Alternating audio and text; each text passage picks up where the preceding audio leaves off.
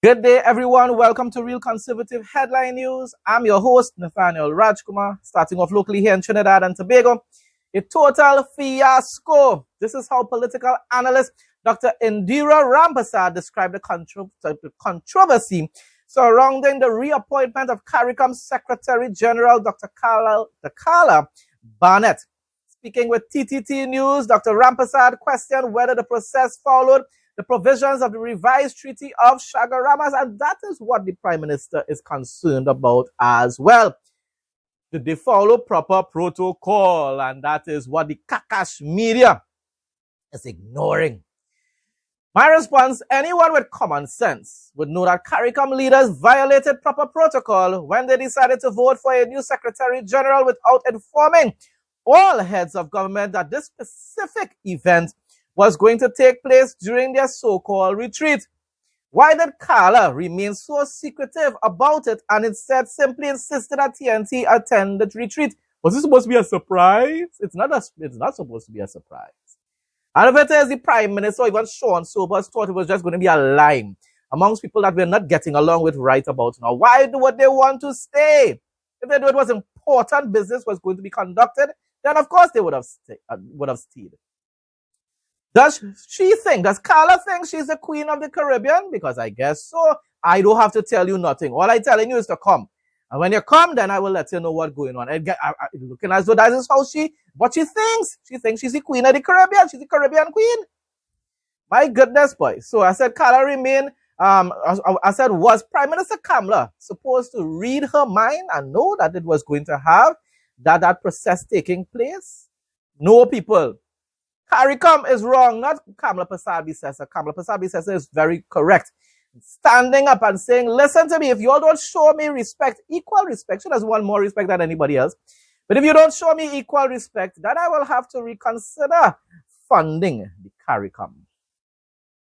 I think it's a fiasco. It is a total fiasco. Because I think one of the main contributors should have a representative in the re-election of a Secretary General. If Trinidad and Tobago is contributing some 22% of the CARICOM budget, and they are re-electing a Secretary General, Trinidad and Tobago should have been present. Now they are saying that Trinidad and Tobago was invited and did not attend, and there is some controversy as to invitation. But I don't think such a decision could be made at a retreat. Those decisions are generally not made at a retreat.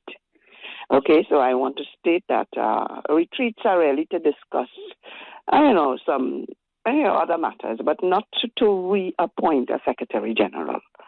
So that's the first thing I want to say, that the reappointment of a Secretary General should take place at a heads of government meeting. All right. So if the Prime Minister can't be there, then a representative can legally be there according to the revised Treaty of Chaguaramas. So that's one. Secondly, that has to be in the agenda. In fact, it has to be a priority item on the agenda because it is a most significant item that has to be raised. I mean, and it's going into vote. So if it was not in the agenda and Trinidad and Tobago didn't know that was going to be done, they would not, there was no way that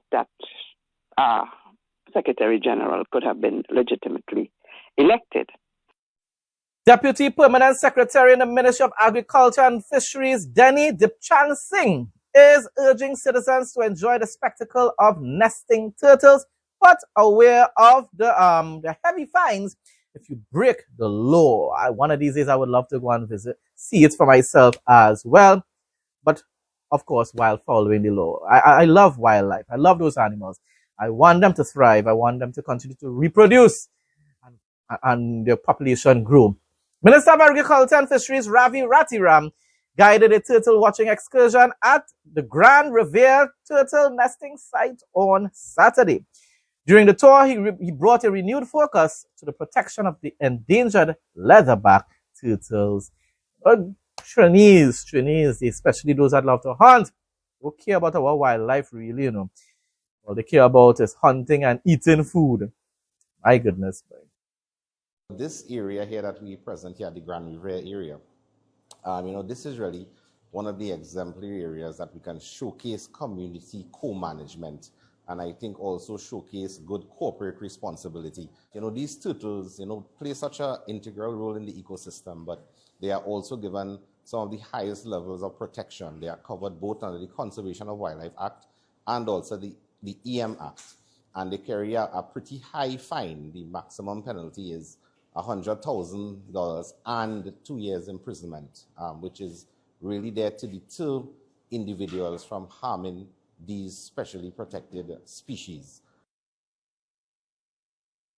India's High Commissioner to Trinidad and Tobago, Dr. Pradeep Singh Rajpurit, says our nesting turtles are a national treasure and says his country can exchange best practices in care and conservation. Yes, people, that's what we're supposed to be doing, caring about our wildlife. And God gave us that mandate. He gave us a dominion over the animals and over the whole entire world, the entire earth, but especially the animals. And therefore, we're supposed to be taking care of our environment and also God's creation, the animals, no matter what type of wildlife. We're supposed to be taking care of it. Yes, he said that we could hunt and whatsoever, but do it in moderation, so that the animals don't continue to go extinct. We thought that Trinidad is, back in India, we know mostly for cricket, but I didn't know that they have this big treasure around and very little information that we have. So I think this needs to be projected more, that what we have seen this evening and this night, that big turtle, this is something which cannot be explained in words. In India, we have their foster brothers, distant brothers called olive ridley turtles. And that conservation program for them on the east coast of India is going on. And somewhere there is a matchmaking or a sharing of the best practices. I see a possibility of that. Weather report for Tuesday, April 14th, Trinidad and Tobago. General conditions. The day will feature a mix of mostly cloudy skies and a medium chance of rain showers. There is a low chance of scattered thunderstorms during the midday period. Temperature. Daytime highs will reach approximately 28 degrees Celsius, 82 degrees Fahrenheit. Overnight lows will be around 23 degrees Celsius, 73 degrees Fahrenheit. Rainfall. The highest likelihood of precipitation is between 10 a.m. to 2 p.m. when isolated thunderstorms or light rain are most likely. Humidity and wind. Expect humidity levels around 70% and steady easterly winds averaging 12 miles per hour. Air quality. A mild concentration of Saharan dust may be present in the atmosphere, which can cause slightly hazy conditions. Marine and outdoor conditions. The UV index is expected to be high during periods of sunshine. Sea conditions will remain slight to moderate with waves from 1.0 meter to 1.5 meters in open waters. Regional news now. The XX Research Initiative is considered one of its kind and is expected to serve as a model for other observatories. Professor Richard Robertson of the UE Seismic Research Center is encouraging Vincentians in communities across the island to take an interest in the project, noting that it will provide important benefits for managing future eruptions, something that they have to be monitoring all the time. The project is also being conducted at Soufrière Hills volcano in Montserrat and Mount Pelée in Martinique. The initiative comes as the country marks 5 years since La Soufrière's explosive eruption, which displaced approximately 20,000 people, and that's a significant portion of their population on that small island. I'd encourage Vincentians. There are going to be people deploying instruments over the next couple of weeks, putting in these small instruments to detect what's happening on the ground. I'm going to encourage Vincentians to support them as much as possible. There are going to be people coming back and forth, knocking at the rocks, looking at different things over the next 2 or 3 years. I'd like to encourage you to support them as much as possible, because the idea is that the knowledge and the advancement that they create would help us to deal with hazards in the future. Long lines mounting frustration defined the fuel situation on Monday afternoon in Guyana as several gas stations reported low or no supply, forcing some to temporarily close. Scenes captured along Flissingen Road showed motorists queuing for extended periods, with some stations implementing fuel caps to manage limited stocks. In other words, I guess you couldn't fill up your tanks, further intensifying congestion and traffic delays in key corridors. However, this movement at the policy level, or there is movement at the policy level, as President Dr. Irfan Ali has signed engaged fuel importers and was assured that shipments are expected as early as last night. And of course, I think I reported it on my other channel that some of that fuel has already arrived. As efforts ramp up to stabilize supply and ease public pressure, motorists, of course, are being urged to exercise patience as authorities work to restore normalcy. The Jamaica Teachers Association says the government's announced timeline for removal of Hurricane Melissa shelter occupants from school compounds appears longer than is ideal. In my opinion, that is really long and should have months now. In a statement to the media on Monday, the JTA welcomed the announcement from the government of the relocation of people being housed in schools. However, it took issue with the May 8th removal timeline, saying it's not ideal, given the continued impact on schools, educators, and students. As I keep wondering, is it only parts of the schools being utilized and therefore students are still able to attend school? And even so, of course, it's still an inconvenience because certain classrooms wouldn't be able to be utilized, and therefore what is really taking place there? Those who view from Jamaica, let me know what's going on. Yesterday, Minister in the Prime Minister's office with responsibility for Pan-African Affairs and Heritage, Trevor Prescott, along with other officials, cut the ribbon to officially reopen the 6 Roads Branch Library in St. Philip, Barbados. That's wonderful news. Development continues and progress continues in Barbados under the Mia Mottley administration. I'm not going to change my mind about how I don't agree with her basically promoting a lot of globalism and so forth. I also don't believe that she shows our Prime Minister Kamala Persad-Bissessar due respect, at least not the way that she should. But in fact, she should be standing up for Kamala Persad-Bissessar and telling the rest of CARICOM that they're doing utter nonsense. Nevertheless, she seems to be governing her country quite well. Are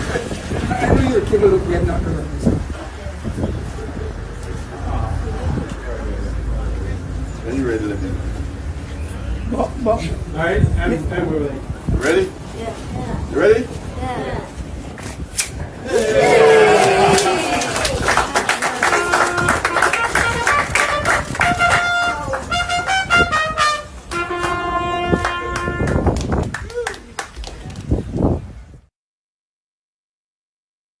Bahamas Prime Minister Philip Davis dismissed the Free National Movement, FNM, PNM. I thought that was the party that was in power, though, but it's not. The FNM right now, I guess, is the opposition.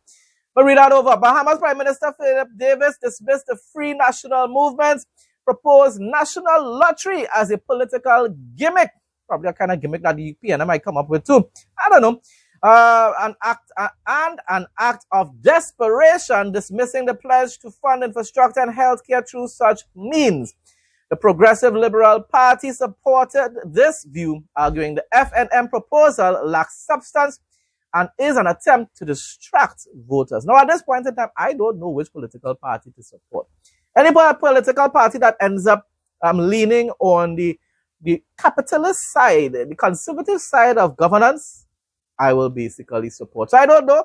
I don't know if the FNM is really, in fact, more like PNM or maybe they're more like the UNC. Time alone will tell. On to some other news tonight. The opposition Free National Movement pulling back the curtain on its manifesto on Sunday night, making bold promises as the campaign trail heats up.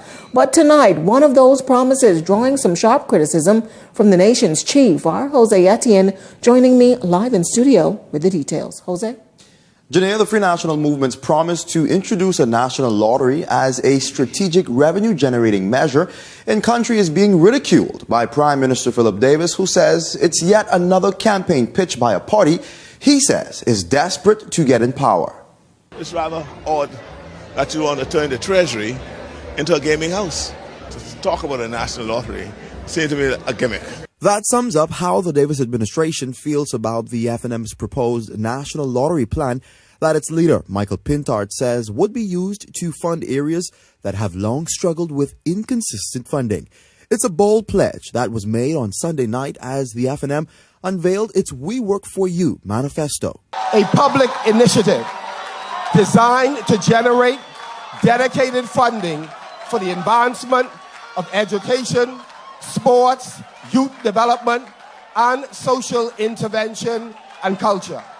Pintard also outlined how the lottery would function, noting that it would focus on large-scale draws and avoid competing with existing private gaming operators. This lottery itself will focus on large-scale big ball draws, 5-ball and 6-ball formats, offering prizes in the hundreds of thousands of dollars and even millions. As he made his case on a proposal that's already drawing scrutiny, Pintard pointed to international examples. Countries as diverse as the Dominican Republic, Curacao, St. Martin, and Ghana have shown that a well-regulated public lottery can coexist harmoniously with private operators. But Davis zeroed in on the Dominican Republic's national lottery as he poked holes in Pintard's case. The Loteria Electrónica Internacional Dominicana was smeared in corruption controversy, which has led to criticism in other jurisdictions considering similar models. In 2012, United States authorities arrested a number of Dominican individuals allegedly involved in illegal gambling operations. And the investigation also shows that the former lottery's administrator and former head of the National Federation of Lottery Agencies plotted to commit fraud. National Lottery of Dominican Republic was proven to be such a failure with corruption and fraud. Still on the proposal, Pintard says the proceeds of the National Lottery won't be absorbed into a consolidated fund. Instead, he says it will be directed to a specially established, legally structured fund with strong accountability mechanisms. Another assertion Davis isn't sold on. One has to question, why is he wanting to have a national lottery?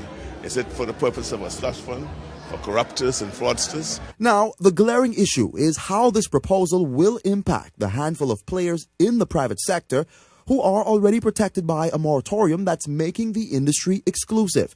Pintard made it clear that his plan won't compete with existing players, although he supports the idea of the field being more competitive with more Bahamians having a piece of the pie. Nonetheless, Davis seems to suggest that things are good the way they are.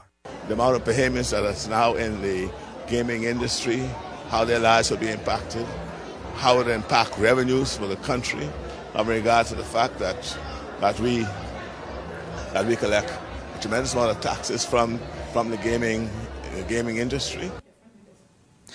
And that's the real question tonight. Is this a serious workable plan to generate revenue for the country, or simply an election ploy designed to win support in a tight race? With the Free National Movement framing it as a structured, accountable funding model, and the Davis administration, on the other hand, raising red flags about risk, oversight, and real-world failures, it's now up to voters to decide whether this is a promise that can actually be delivered, or one that sounds good on the campaign trail.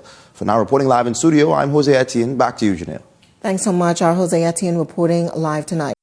International news now. Vice President Vance, J.D. Vance, says painful energy prices amid the Iran war will not be around forever. Have some patience now, man. We know that American people are hurting. That's why we are negotiating so aggressively to try to get the energy prices to come back down.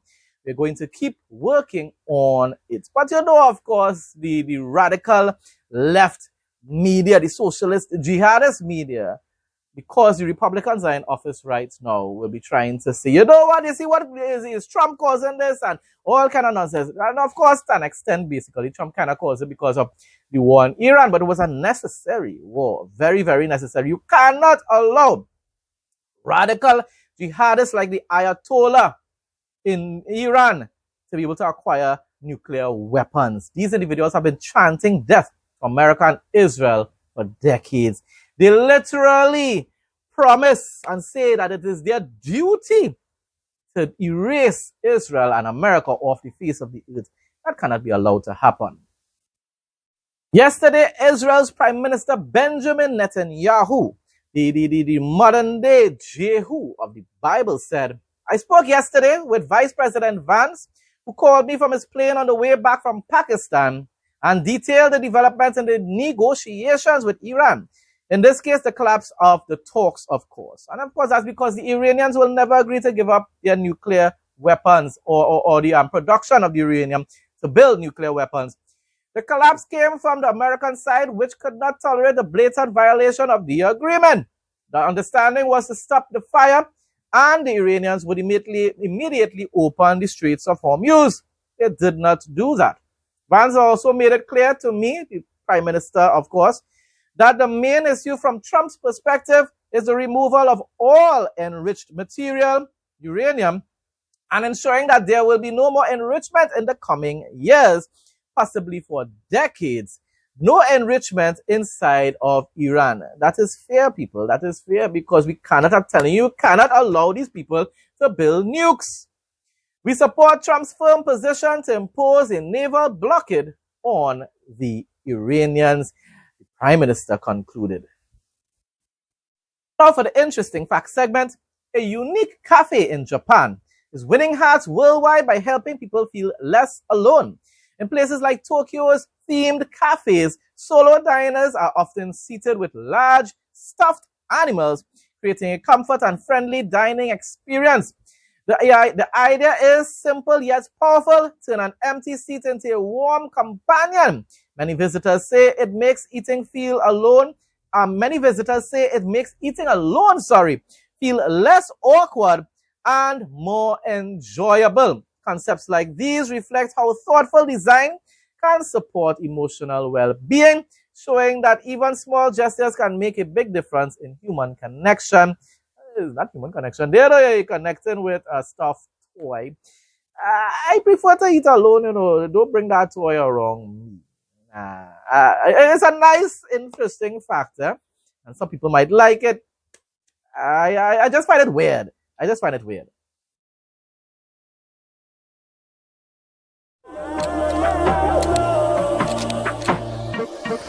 Welcome to Real Conservative. Headline News Travel Adventures.